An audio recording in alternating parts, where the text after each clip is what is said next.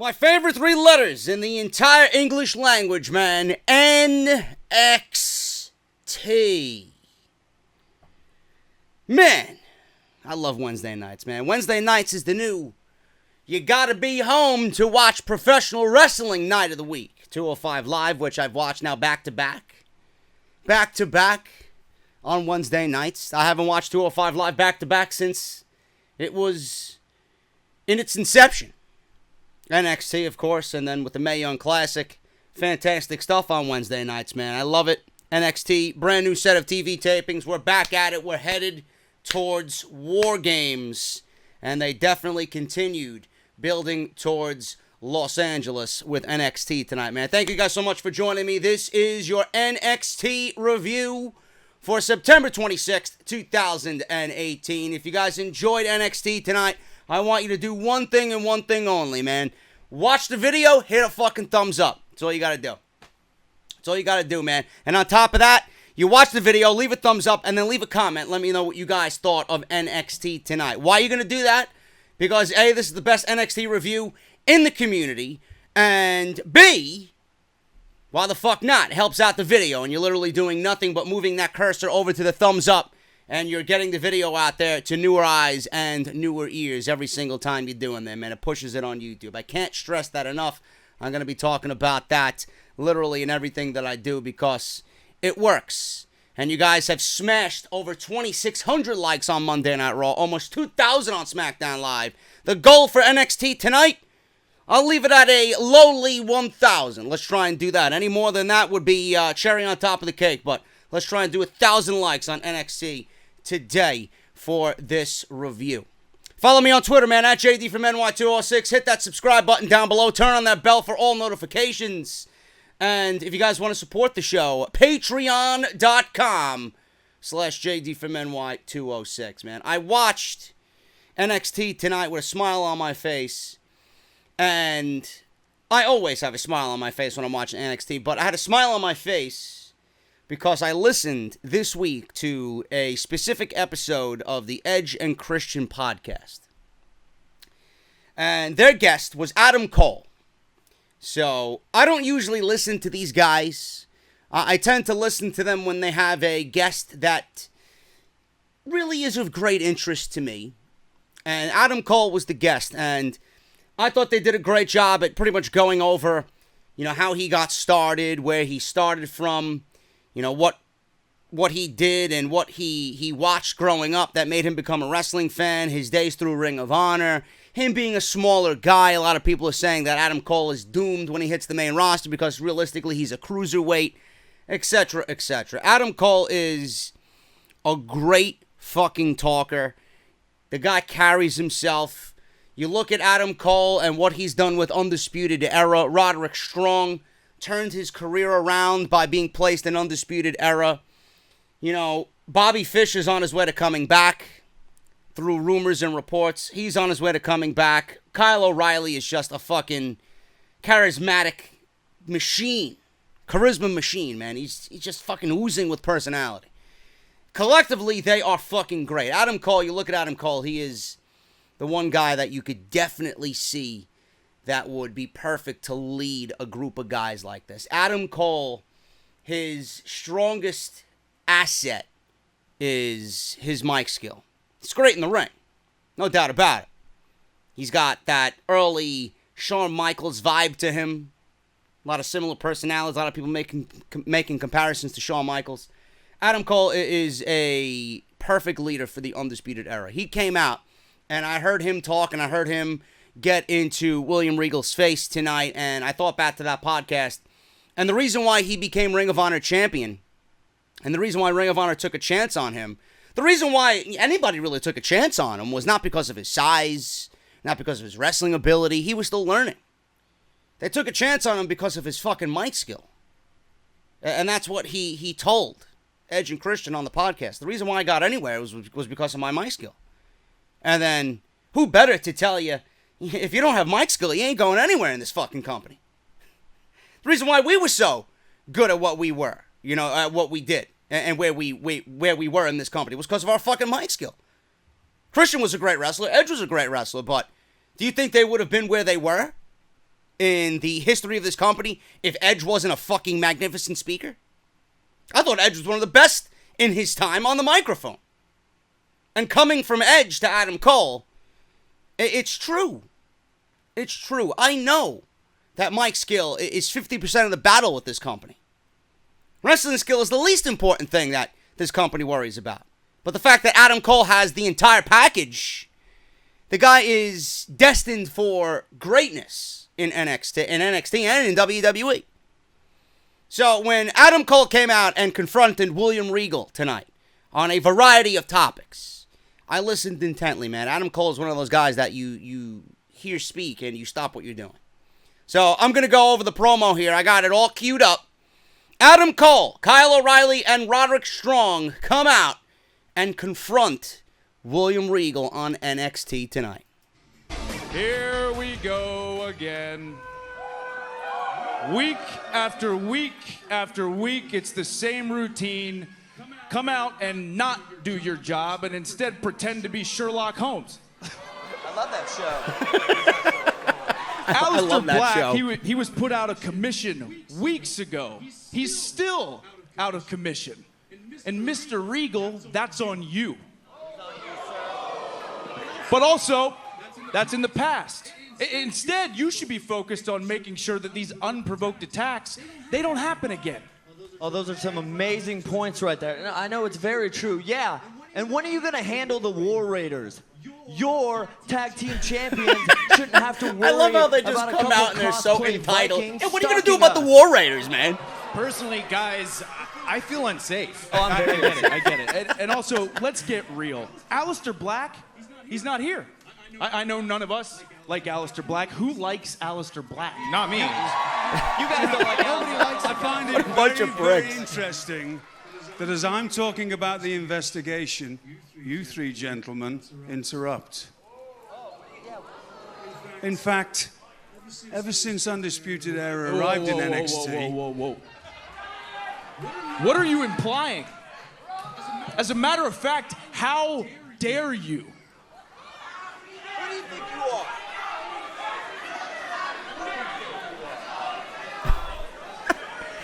I know what you're doing. I love Roddy, man. I know exactly what you're doing. You're trying to change the subject. You're trying to make sure the War Raiders, they go unchecked. Just like you've refused to reprimand Ricochet for what he's done. Ricochet? Yeah, Why exactly. on earth would I do Key that? point here. Watch If this. you had been doing your They job, fill- you would see that Ricochet has been ducking me. Fill in the gaps. Watch. Ricochet refuses to give me the first ever. And on top of that, you've given Pete Dunne a championship opportunity. So here's the deal, sir. I want my championship rematch, and I want it right freaking now. Right now.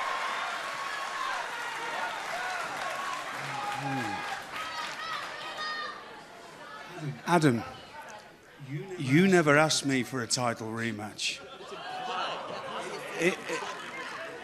In fact, you wanted Pete Dunne to soften up Ricochet before you asked for that rematch. And That's exactly on what he top of said. that, what you did last week by interfering in their match. You listen to me right now. I would tread very, very carefully on the next words that come out of your mouth. Adam, you thought you could get one by me because of the Aleister Black investigation, but you can't. So you won't be getting your title rematch right away because it won't be fair. Just like it wasn't fair last week when you robbed Pete Dunne of his title opportunity. But in two weeks, you will get that opportunity. I love the way that they lay out this NXT show, man. North American so fucking Championship, good. and you will face Ricochet and Pete Dunne in a triple threat match. That's his rematch clause. That's his rematch clause. Gentlemen, you two have nothing to worry Yeah, he doesn't about know. at I'll all. take care of them. Because in 3 weeks, I'll give them what they want so they stay off you your will back. defend your NXT Tag Team Championships against the War Raiders. All right. What? We got some big main events coming up, man. Undisputed Era interrupting William Regal, proving to be the worst decision since deck of records projected the Beatles. It has become a hard day's night for the Undisputed Era. Ooh, man, we got some major main events coming up on this particular set of NXT tapings, man. I love the fact that they filled in the gaps and they did not overlook what someone stated just a couple of weeks ago on this very show. Adam Cole never asked for a rematch. He simply said he wants to watch Pete Dunne and Ricochet battle it out. Pete Dunne's going to soften up Ricochet, and that's when Adam Cole's going to swoop on in and pretty much pick apart whatever is left of Ricochet. He didn't say outwardly that he wants to challenge Ricochet for a rematch. He's going to sit back. It's exactly what he said. He's going to sit back and watch these two guys kill each other. And then he's going to finish whomever's left. That's what he said. And William Regal did not forget about what Adam Cole said. There's a reason why I preach with NXT. It's attention to detail. You can't get more detailed than that, man. I love it. I think it's great. And it sets up, it gets Adam Cole a North American Championship match, and it gets Adam Cole probably in a match that he's not going to win. I don't see Ricochet losing that title. I don't. Adam Cole is at a point right now where he needs to be elevated to the NXT Championship. That's just me. And I think that ascent is going to begin after NXT TakeOver War Games. Ciampa is not losing the title until WrestleMania. He's not.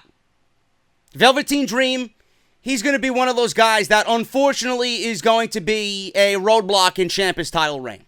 It's going to be great to see him perform against Ciampa. It's going to be great to see him come close to winning the championship, but ultimately he's not going to win the championship. That championship is being held, and it's being kept warm for Johnny Gargano. And when Johnny Gargano wins the NXT Championship, Adam Cole is going to be Johnny Gargano's first opponent. That is where they're going with this. I've mentioned this for weeks now. Adam Cole is better than the North American Championship. It was great that they put it on him because he's a former Ring of Honor champion. He was the one guy out of that field of 6 that could bring spotlight immediately to that title. And that's the reason why they gave it to him. On top of that, he's fucking great at what he does. Ricochet would have been a close second in that match. I actually picked Velveteen Dream for that match because I thought a title like that was made for someone like the Velveteen Dream. That doesn't mean the Velveteen Dream is not going to win a championship. I would say the Velveteen Dream has all the potential to take the North American Championship off of Ricochet. And Adam Cole and Ricochet, when Adam Cole takes the NXT Championship away from Johnny Gargano, who do you think is going to be there to feud with Adam Cole? Everything comes full circle. You think Adam Cole and Ricochet is going to be a done deal? If Adam Cole doesn't win the North American Championship, of course not. Adam Cole's going to win the NXT Championship, and when the time is right, this time next year, Ricochet is going to be taking the NXT Championship away from Adam Cole. You got to think. You got to think. That's the way I see things happening. As far as the War Raiders go, the War Raiders, I love the fact that, William Regal, in every aspect, should have kind of spoken to the War Raiders that they can't be running roughshod over the NXT locker room and hunting down Undisputed Era. So in a fair yet dick-like way, he pretty much dicked over the Undisputed Era and gave War Raiders what they want. So they don't go hunting Undisputed Era down for the next 2 weeks, because in 3 weeks they're getting their tag team title match. I don't see the War Raiders winning that match either. Everything that you see right now is going to be another layer in getting all of these guys into War Games. And you guys know what War Games is going to be. It's going to be British Strong Style versus Undisputed Era versus War Raiders and Ricochet. That's what I see happening. And that's probably, anybody with a brain can see that's where they're going with NXT. This is great stuff.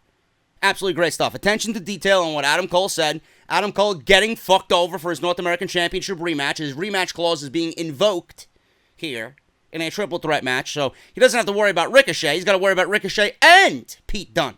So we get the best of both worlds. We're getting Adam Cole with another match against Ricochet, and we're getting Ricochet in a match again with Pete Dunne after the 5-star Match of the Year Classic that they gave us just last week. It's just great shit, man. I don't know what else to tell you. Attention to detail, bruh. Attention to detail. So that was a great opening segment. Speaking of who I think is going to win the NXT Championship after Tommaso Ciampa brings it to the heights that it needs to be, Johnny Gargano was asked about his upcoming match. He is going one-on-one with Tony Nese. Got some cruiserweights competing in NXT, and Tony Nese is a fucking beast. Says he feels good about having a match with Tony Nese. He's then asked about his loss to the Velveteen Dream and why he apologized. Gargano said he didn't like where he was going, so he went home to get his head right. Gargano says whining and complaining isn't who he is. Gargano heads off with Candice LeRae, but Lacey Evans all of a sudden comes out of nowhere and walks up to Candice LeRae and starts to talk trash to Candice and kind of throws it in Candice's face about not standing by her man when he really needed her. And he puts, or actually she puts her hands on Johnny in a very sensual way. It's like she rubs his chest with her finger and whatnot. Very sensual way. Lacey Evans touched Johnny Gargano. And LeRae obviously took offense to this. She smacked Lacey Evans' hand away and she walks off. And Candice wanted to fight right then and there. But I'm assuming that's going to be coming to a head very, very soon with LeRae and Lacey Evans. Velveteen Dream was in a photo shoot, and he was just finishing up. He's walking away. Kathy Kelly's trying to track him down for a word, but he walks away, ignores her. She starts screaming out, "Velveteen, Dream, please stop. Can I have a word with you?" Dream stops, yells at her, and says, "I'm not going to talk about Johnny Failure. I'm not going to talk about Aleister Black." Kathy Kelly thinks Dream is implying that Ciampa is the one who attacked Aleister Black. He comes back and says, figure it out yourself. The Dream is not a snitch. The writing is on the wall with this one. Go do your job and find out. So, the seeds there have been planted for the Velveteen Dream to come out and say, outwardly say that, listen, do your fucking job. Tommaso Ciampa is the one who attacked Aleister Black. I know this. It's there right in front of you. Go figure it out. Velveteen Dream threw the first shot here.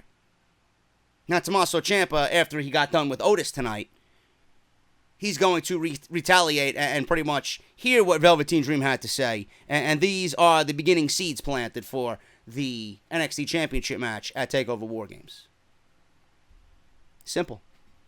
Very, very simple. It's going to be a damn good match, too.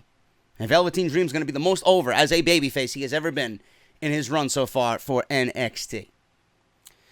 Lars Sullivan versus Victor Orchant. I don't know who the fuck this guy was, but regardless of who he is, Lars Sullivan is a fucking monster, man. Whoever produced or came up with the way Lars Sullivan is introduced, his entrance and all that is absolutely fucking brilliant, man. The fact that Lars comes out and it's almost as if the sun is setting, right? The guy standing on the stage, there's nothing but a fucking red light on him. He walks to the stage, he does his thing on stage, he walks to the ring. Then he gets in the ring, and the way that they have the camera positioned, right? Overlooking the turnbuckle, and Lars is standing in the distance, covering his huge fucking, his huge figure, just covering the spotlight in the arena, as if it's just a great symbolism. It's a great portrayal of what he really is, man. The guy's a fucking monster, and all you see is his silhouette in the light. That's fucking great. I think that's great, man. It's just the simplicity of it makes it just so fucking brilliant, and I love it so much. It's not the greatest entrance I've ever seen, but taking what Lars Sullivan really is and then applying that entrance to him, man, it's just fucking simplistic, brilliant stuff. I love it. And the fact that he reminds me of a modern-day Psycho Sid, not there with the mic skill, but the music is very similar to something that would be Psycho Sid-esque. And, he's got that Psycho Sid Vader-like quality to him, man. I could see him doing major things, and he's getting a lot better. Lars Sullivan is getting a lot better from what we've seen of him last year. And that's what I like to see. I like to see growth with these guys. It's one of the most fun aspects of watching this show. Taking somebody from last year and seeing what they're doing, a year or two later, and watching them grow and seeing how much potential they truly do have. Lars Sullivan is in that category, man, as is the Velveteen Dream. I love it. Look at what Ciampa and Gargano were. Did you ever think that they would be fighting over the NXT Championship? I didn't. I thought they were destined for fucking 205 Live. Now they're into main event superstars. And if we get anything less than that, it's going to be nothing but a disappointment. Lars Sullivan completely destroyed this guy. Lars wins by DQ because EC3 comes to the ring and attacks Lars Sullivan from behind. This is the most energy I've seen EC3 have since his debut in NXT, man. This was good stuff. And this is not being booked for War Games. This is not being booked at a takeover in general. This is being booked for NXT television, man. The amount of quality pay-per-view-like matches that we're getting on NXT TV, man. We're getting War Raiders versus Undisputed Era, O'Reilly and Strong. We're getting Adam Cole, Pete Dunne, and Ricochet for the North American Championship. EC3 versus Lars Sullivan's taking place on this show. I like that, man. They're bringing awareness and they're bringing importance to these shows. These are matches that we look forward to on weekly television because we know TakeOver is going to be, exceeding all of our expectations. And the fact that we're getting some main event quality matches like this, man, it's good stuff. It's good stuff. Lars Sullivan wins by DQ. EC3 knocks Sullivan out of the ring, lands on his feet, heads back up the apron, and Sullivan is smiling as he's walking right up the ramp, man. Sullivan gets a chokehold on EC3, but EC3 knocks him back and down to the floor. Like I said, Sullivan was smiling after the post-match attack from EC3. William Regal is asked about Aleister Black and the Aleister Black investigation. He says he narrowed things down but needs more answers. All of a sudden, he's walking to his office, and Nikki Cross comes out of his office. I don't know what she was doing in his office all by herself. Maybe she was talking to a telephone that didn't ring again. I don't know. But she says, as she walks out of the office, I want to play with Bianca Belair once again. I say do it. I say give these women a no DQ match. And let's see what these women can do. She then starts to tell Regal, I know, over and over and over again. And then she walks off. Who the fuck knows what Nikki Cross knows? William Regal says, I don't even think Nikki Cross knows what Nikki Cross knows. It's ridiculous, man. Nikki Cross apparently has the keys to William Regal's answers, but we don't know what they are yet. Very, very interesting stuff here by Nikki Cross. Wonder if she's really going to be a factor in this entire Aleister Black situation. Or she's just playing a certified lunatic. The Mighty versus the Street Profits, man. I'm going to throw a comparison at you, and if it sticks, it sticks. If it doesn't, I don't know what to fucking tell you, man. But I'm looking at the Mighty. And I don't know if you guys remember the tag team from the early 90s, man. Bo and Blake, the Beverly Brothers. I look at the Mighty, man, and I swear to God, I look at a modern-day version of the Beverly Brothers, man. And I mean that in a good way. I mean that in a good and a bad way. The Beverly Brothers were a damn good fucking tag team. They knew what they were doing in that ring, man. They played very, very good heels. But on the flip side, they were fucking boring. They were very boring. They had no charisma. They didn't really have a must-see aspect to them. The Mighty is very good at what they do. They don't have a must-see aspect to them whatsoever. They have this aura about them that just screams, we are one of the most talented teams in this fucking company. But there's nothing special about us whatsoever. Now, the Street Profits, on the other hand, they are fucking fantastic. I've been saying this since they debuted together. Dawkins and Montez Ford debuted together on NXT. They need to be in title contention sooner rather than later, man. They are over with the crowd. They are energetic. They are just a babyface team that everybody wants to see succeed. And a lot of that has to do with Montez Ford. Montez Ford is absolutely fucking fantastic, man. He reminds me of Ricochet to a point. But not as, I guess not as technical as Ricochet. Ricochet's obviously a better wrestler. But the way Montez Ford moves in the ring, the way Montez Ford flies so fluidly and perfectly almost. The guy is absolutely fucking money. Money! And if you're talking about a tag team right now in the Street Profits, there's no question if WWE was to break these guys up, who would be the star and who would be the dud. Who would be the Jannetty and who would be the Shawn Michaels. Angelo Dawkins would probably end up being the Marty Jannetty. Montez Ford would unquestionably, undoubtedly be the Shawn Michaels of this team. The guy has all the potential in the world to be a massive breakout star for NXT and WWE. But I wish that they would use them better. And we might not even be seeing them on TV after tonight, man. It looked like Ford legitimately injured himself. His knee buckled. So I don't know what that means. His knee buckled, and that actually ended up giving the Mighty the win here. This was a very, very good tag team match for what it was. And the tag, the hot tag that was pretty much the main thing in this match. Dawkins was beat up first. He made the tag to Ford. Ford was in. He got beat up. The Mighty did not allow Montez Ford to make the hot tag. You waited for that hot tag, and it never came. Typical WWE 101 tag team wrestling. Get the babyface hot tag. The babyface team has a nice little offensive flurry. They end up beating the heels. Unless the heels cheat to win. WWE switched it up here. There was no hot tag, and the heels won. The heels outsmarted the babyfaces. The heels did not cheat to win. Switched it up on you, which was a breath of fresh air here. But Montez Ford looks to be hurt. Looks to be legitimately hurt here. There was a modified figure four on Ford in the middle of the ring. Ford tries to fight out of it. Starts chopping, I believe it was Miller to the chest. And Ford really came close to making that hot tag. Couldn't do it. Double clotheslines. Miller tried to yank Dawkins off the apron.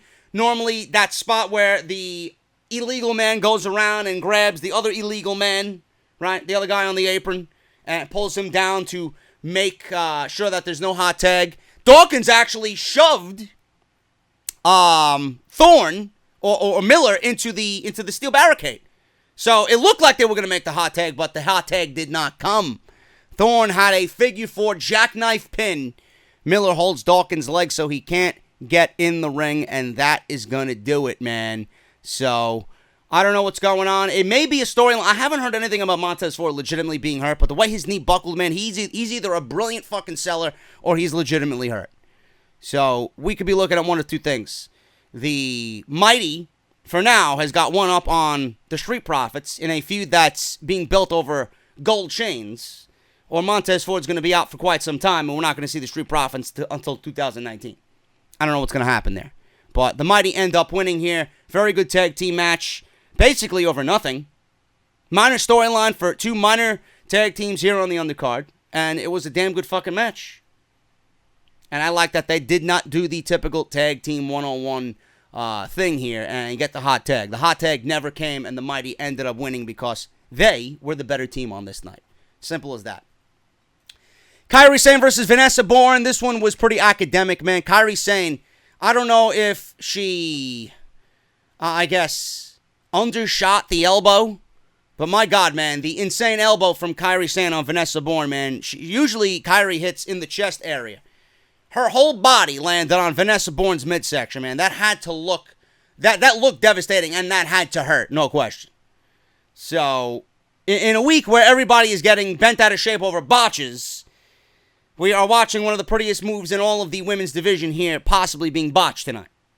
So I hope Vanessa Borne is okay after that because it did not look pretty. After the match, Shayna Baszler comes out and tells saying that she wants a rematch. She plans on taking the title back. And she's going to hook the anchor to this title reign and watch it sink to the bottom of the ocean, man. I love Shayna Baszler. I love Shayna Baszler even more after listening to her on the Sam Roberts podcast when he asked her about video games in general and what you do to calm down when you're not wrestling. She plays Nintendo Switch. She's playing Octopath Traveler right now. I didn't think I could like Shayna Baszler anymore, man. She is fucking fantastic. So there you go. Little fun fact there.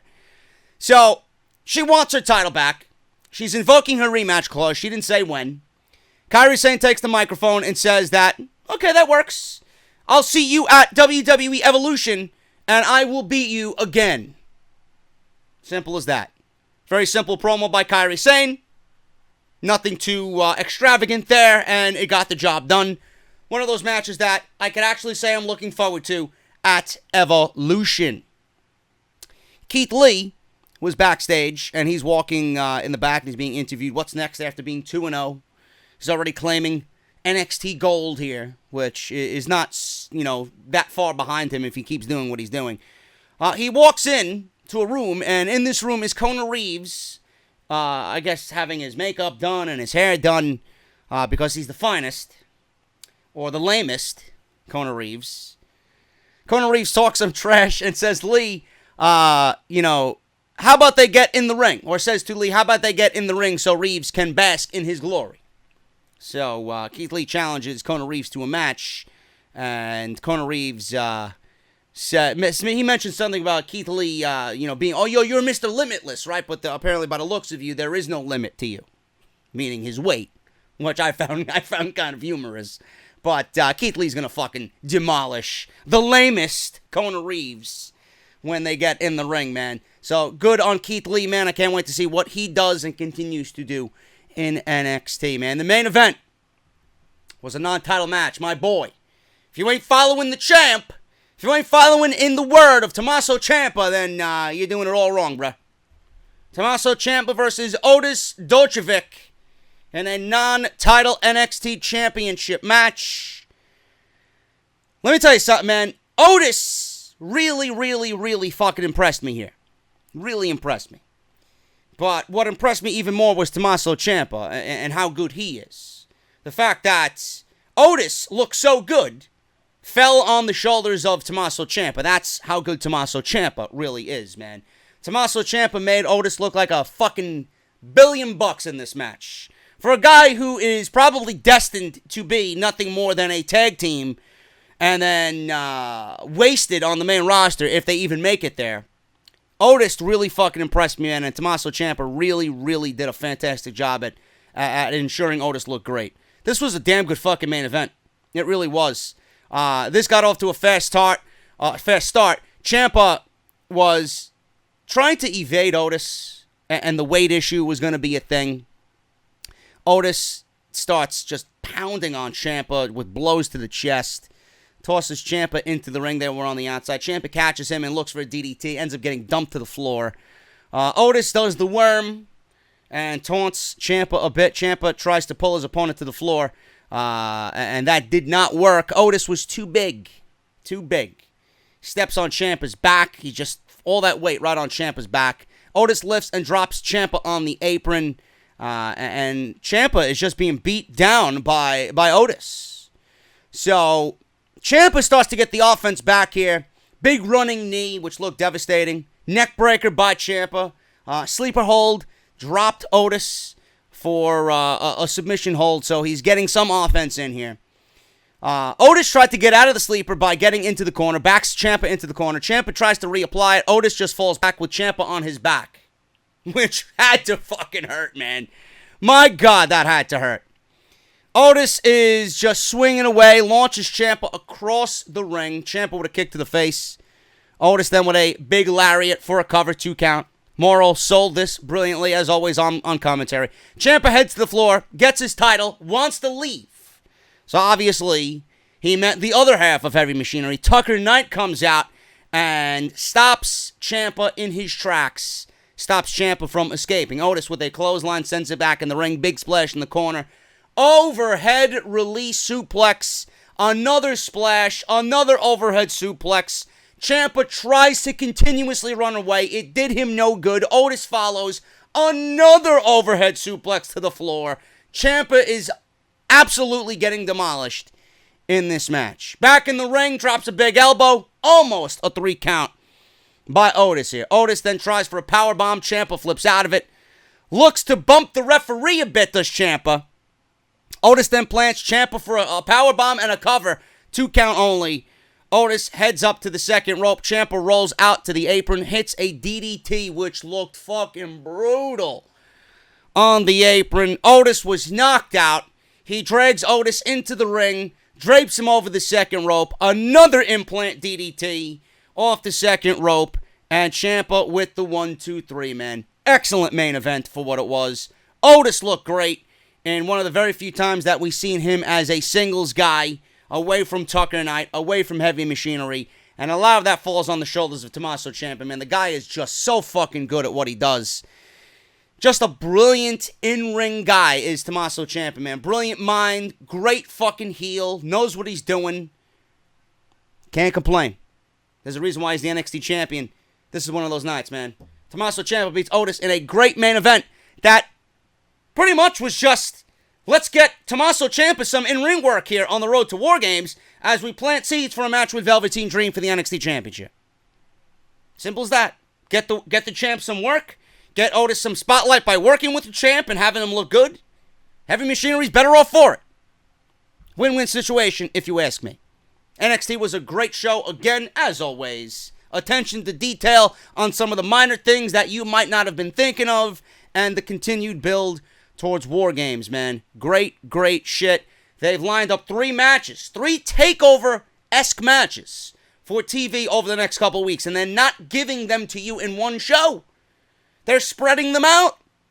We got EC3 and Lars Sullivan next week. Adam Cole, Pete Dunne, and Ricochet the following week for the North American Championship. And then we got the Tag Team Championships. War Raiders versus the Undisputed Era 3 weeks from now.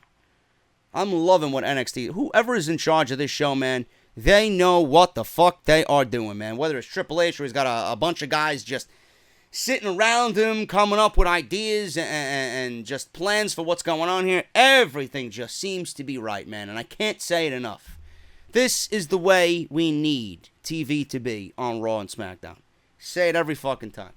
If we see just a little bit of this fucking logic and this common sense and this emotion, Monday Night Raw and SmackDown Live would be better off for it. NXT, again, as always, the best show of the entire week. I'm getting out of here, man. Thank you guys so much. You will see this tonight. You will see the Mae Young Classic stuff and my review of the Mae Young Classic, Episode 4, in the morning at the old time slot of 11 a.m. The old off-the-script time slot at 11 a.m. Eastern Standard Time tomorrow morning, man. Thank you guys so very much. I am JD. Hit that thumbs up. Please hit that thumbs up. Greatly helps out the video. Let's strive for 1,000 likes on this NXT review. Follow me on Twitter, at JD from NY206. Hit that subscribe button down below. Turn on that bell with the notifications turned on, man. Do yourself a favor and make sure that you guys are in the know when I do upload here, because it's been quite frequently as of late. And it's going to continue being that way, man. I'm going to try and bring you some guys, some video